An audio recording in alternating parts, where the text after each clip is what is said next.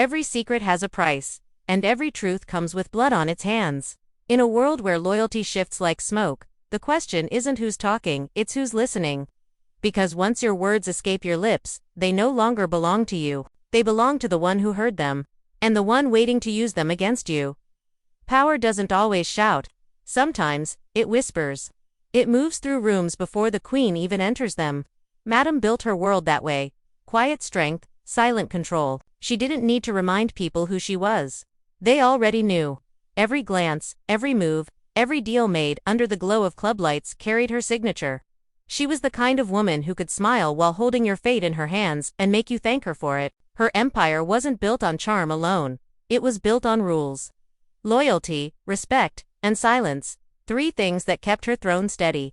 But power, once gained, attracts danger. The higher she climbed, the more hands reached out to pull her down. Enemies didn't always come with guns. Sometimes, they came dressed as friends. Sometimes, they laughed at her table, toasted to her name, and waited for the perfect moment to strike. In her world, information was currency worth more than gold, more than blood. One secret could destroy everything. One lie could start a fire that no one could put out. That's what made her reign so fragile and so strong at the same time. Every move was a calculation. Every word was a weapon. She didn't just play the game, she designed it. But even queens can't control everything.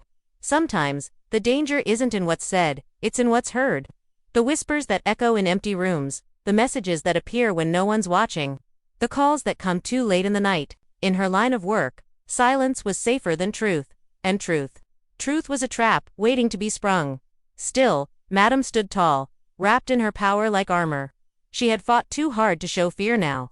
But somewhere in the shadows, someone was already speaking her name, someone who knew too much, someone she once trusted. And soon, the question that would shake her entire kingdom wasn't who betrayed her, but who told them to. Power doesn't always shout. Sometimes, it whispers. It moves through rooms before the queen even enters them. Madam built her world that way. Quiet strength, silent control. She didn't need to remind people who she was. They already knew. Every glance, every move, every deal made under the glow of club lights carried her signature. She was the kind of woman who could smile while holding your fate in her hands and make you thank her for it. Her empire wasn't built on charm alone. It was built on rules. Loyalty, respect, and silence. 3 things that kept her throne steady. But power, once gained, attracts danger. The higher she climbed, the more hands reached out to pull her down. Enemies didn't always come with guns. Sometimes, they came dressed as friends. Sometimes, they laughed at her table, toasted to her name, and waited for the perfect moment to strike. In her world, information was currency worth more than gold, more than blood. One secret could destroy everything. One lie could start a fire that no one could put out. That's what made her reign so fragile and so strong at the same time. Every move was a calculation. Every word was a weapon. She didn't just play the game, she designed it. But even queens can't control everything. Sometimes, the danger isn't in what's said, it's in what's heard. The whispers that echo in empty rooms, the messages that appear when no one's watching, the calls that come too late in the night. In her line of work, silence was safer than truth, and truth was a trap waiting to be sprung. Still, Madam stood tall, wrapped in her power like armor. She had fought too hard to show fear now. But somewhere in the shadows, someone was already speaking her name, someone who knew too much, someone she once trusted. And soon, the question that would shake her entire kingdom wasn't who betrayed her, but who told them to. Power doesn't always shout. Sometimes, it whispers. It moves through rooms before the queen even enters them. Madam built her world that way. Quiet strength, silent control. She didn't need to remind people who she was. They already knew. Every glance, every move, every deal made under the glow of club lights carried her signature. She was the kind of woman who could smile while holding your fate in her hands and make you thank her for it. Her empire wasn't built on charm alone. It was built on rules. Loyalty, respect, and silence. 3 things that kept her throne steady. But power, once gained, attracts danger. The higher she climbed, the more hands reached out to pull her down. Enemies didn't always come with guns. Sometimes, they came dressed as friends.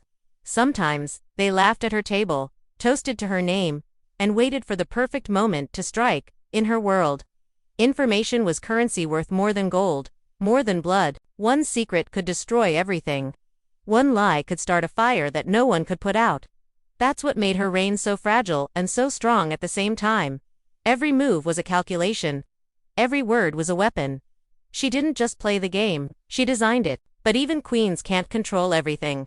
Sometimes, the danger isn't in what's said, it's in what's heard. The whispers that echo in empty rooms, the messages that appear when no one's watching, the calls that come too late in the night. In her line of work, silence was safer than truth. And truth was a trap, waiting to be sprung. Still, Madam stood tall, wrapped in her power like armor. She had fought too hard to show fear now. But somewhere in the shadows, someone was already speaking her name, someone who knew too much. Someone she once trusted. And soon, the question that would shake her entire kingdom wasn't who betrayed her, but who told them to. It started with a whisper. Nothing loud, nothing certain, just a name spoken in the wrong place, at the wrong time. Madam had heard rumors before. In her world, talk was as common as smoke. But this time, something felt different. The words carried weight. They came from a direction she didn't expect from inside her circle. And that was what made her blood run cold. Because power could survive enemies, but it couldn't survive betrayal. The first sign was small. A shipment that didn't arrive. A deal that fell through at the last second. A client who suddenly knew too much. Madam brushed it off. At first, in her business, mistakes happen. But when 2 became 3, and 3 became a pattern, she knew someone was feeding information to the wrong side. It wasn't just gossip, it was strategy. Someone was watching her moves, step by step, and sending every detail to the people who wanted to break her crown. She kept her face calm, her voice steady, but inside, her mind was racing. Every conversation she'd had in the past week replayed in her head. Every smile felt like a lie. Every handshake felt like a test. Who had she trusted too easily? Who had she let close enough to see the cracks in her empire? She began to listen more than she spoke, watching people instead of answering them, testing their loyalty without warning. One by one, she started to pull at threads, waiting to see which one would unravel first. And as she did, she realized something she didn't want to admit. The leak wasn't random. It was planned, deliberate. Someone was moving carefully, slowly, like a ghost. Someone who understood her rules. Because they had lived by them, nights grew longer. Silence became louder. Even the walls seemed to whisper. There were moments, she could almost feel eyes on her, not the kind that admire, but the kind that measure, waiting for weakness. She didn't show fear, not once. But in the quiet, when no one was watching, she felt the weight of every secret pressing on her chest. How many had she shared? How many could destroy her if spoken out loud? Then came the message. Short, unmarked. Left on her desk where no one should have had access. Just for words, written in black ink. They know it all. That's when the air left her lungs. No name, no signature, no threat, but the meaning was clear. Someone had opened the gates. Her private business, her protected deals, her power, all bleeding into the streets. And whoever did it wasn't hiding anymore. They were warning her. Fear wasn't something Madame believed in, but this was different. Fear isn't always about losing your life. Sometimes, it's about losing control. The idea that someone inside her own walls could play her game better than her. That was the kind of fear that lingered. She called her people in. Her most trusted, or, at least, the ones who still claimed to be. The room was silent when she entered. No one dared meet her eyes. They could all feel the shift in the air. The queen wasn't angry. She was calculating. That was worse. Anger passes. Calculation plans. She spoke quietly, almost gently, but her words cut through the room like glass. Someone here has been talking, she said, and before this night is over, I'll know who. Every heartbeat seemed to echo against the walls. No one moved. No one breathed too deeply. Everyone knew she meant it. Madam didn't bluff. She never needed to. In that silence, something changed. The power she once shared with her people became something else, colder, sharper. Trust was no longer a gift. It was a test. And in that room, under her steady gaze, every man and woman felt the weight of their own secrets pressing down on them. Because the truth about a leak is simple. It's never about what's stolen. It's about who let it happen. And somewhere in that circle of faces, someone was smiling on the inside. Someone who thought they had outplayed the queen. But what they didn't know was that Madam was already setting her trap. Because in her world, Betrayal wasn't the end. It was the beginning of the hunt. Madam never rushed revenge. She treated it like business, calm, patient, and deliberate. The moment she learned there was a leak, she didn't explode. She planned, because anger makes noise, and noise alerts the enemy. So she went silent, moved quieter than smoke, sharper than glass. The kind of quiet that makes even loyal men nervous. Because when Madam stopped speaking, it meant something deadly was being designed. She began with the small things. Tiny changes that no one would notice unless they were watching too closely. A false meeting. A shipment that didn't exist. A phone call placed to no one in particular. She built a web of lies, not to hide, but to catch whoever was crawling inside her circle. Each move was bait. Each rumor, a thread meant to tug at the guilty. Because the truth is, liars always reveal themselves when you feed them the right lie. Days passed.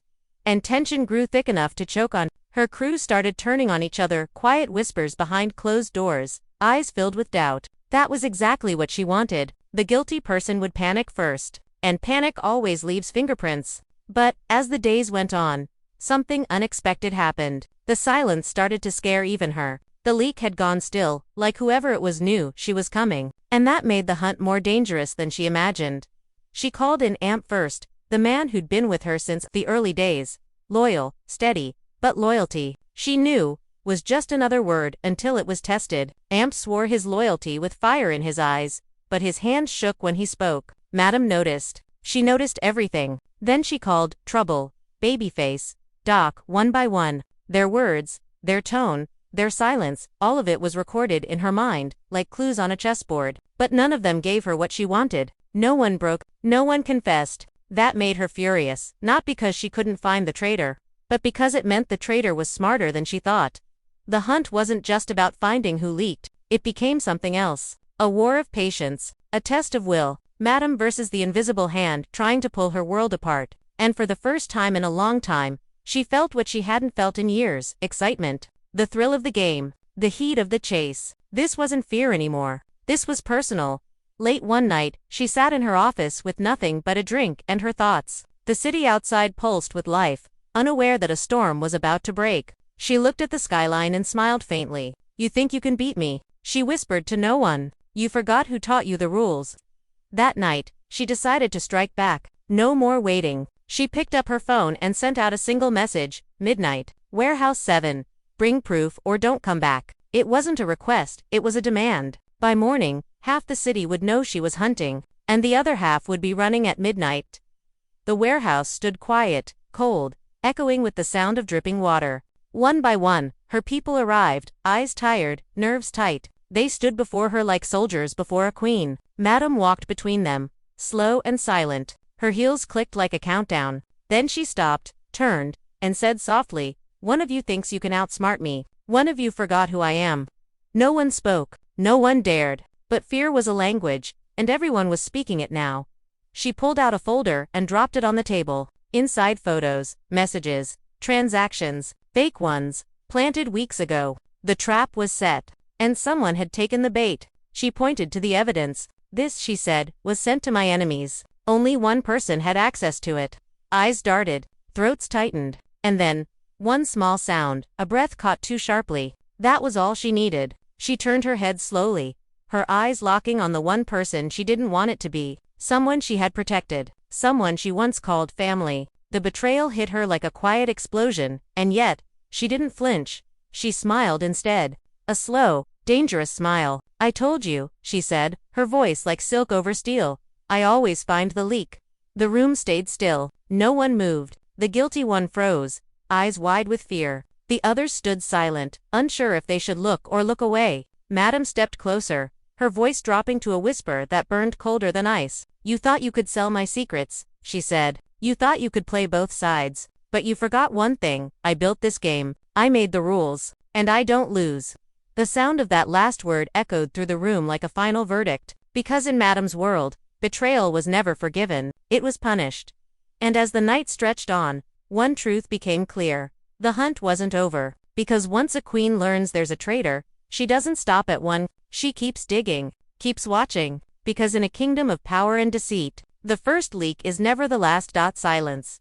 That's how it began, the kind of silence that feels alive, crawling across the room, filling every corner with the sound of fear. The guilty one stood frozen, heart pounding so loud it almost echoed. Madam didn't move. She didn't shout. She just watched steady, cold, unreadable. The look in her eyes said everything. This wasn't anger anymore. It was disappointment, and somehow, that was worse. For a long moment, no one dared breathe. Then Madam stepped forward. Slow, calm. Each step was a question the traitor couldn't answer. When she finally spoke, her voice was soft, almost gentle, like a mother scolding a child who should have known better. Why? She asked. Not who, not how. Just why. Because sometimes the reason behind a betrayal hurts more than the act itself. The traitor tried to speak, stammering words. Excuses that fell apart before they could reach the air. Money, fear, promises from people who never meant to keep them. All the usual reasons. But Madam wasn't listening. She had heard it all before. Every traitor thinks their reason is special, but betrayal always sounds the same. She walked past the others, her hand brushing across the table, leaving a trail of calm destruction behind her. I trusted you, she said quietly. I gave you everything, and you gave me to them.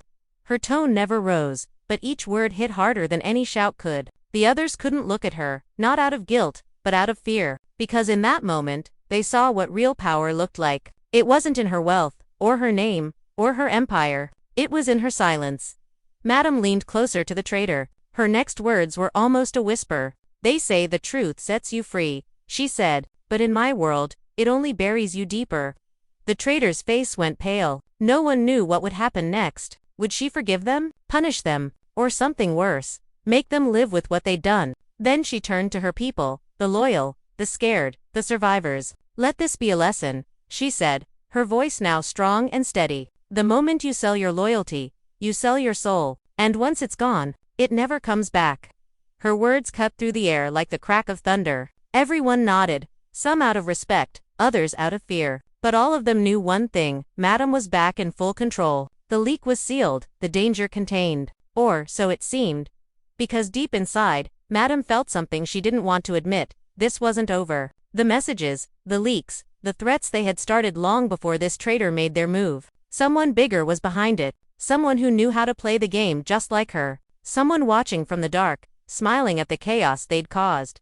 That night, after everyone left, Madam sat alone. The city lights flickered through her window like ghosts. She poured herself a drink and stared into the glass, seeing not her reflection, but her doubts. For the first time, she wondered if she had lost something more dangerous than trust her control. Every queen fears that moment. The moment she realizes her crown doesn't protect her anymore. That power, once her greatest weapon, has become her greatest risk. Her phone buzzed once, an unknown number. No message, just an image. A single photo of her office, taken from outside her window. The timestamp read only 10 minutes ago. Her hand froze. The glass slipped slightly in her grip. Someone had been watching her all along, not from within but from beyond. A slow smile curved her lips. So, she whispered into the quiet, "We're still playing." She placed the phone down, straightened her jacket, and leaned back in her chair. The fear was gone now, replaced with something far more dangerous: focus. Because Madam understood something that others didn't. The first betrayal is only a spark. The real fire starts when you realize who lit it. And now, the hunt wasn't about loyalty or revenge anymore. It was about dominance. About proving that no one, not even the ghosts in her walls, could outthink her. She lifted her glass, the ice clinking softly. "Let's find out who your source really is," she said, her voice smooth and sharp all at once. Then she took a slow sip, eyes fixed on the city outside. And in that moment, the queen didn't just reclaim her throne, she declared war.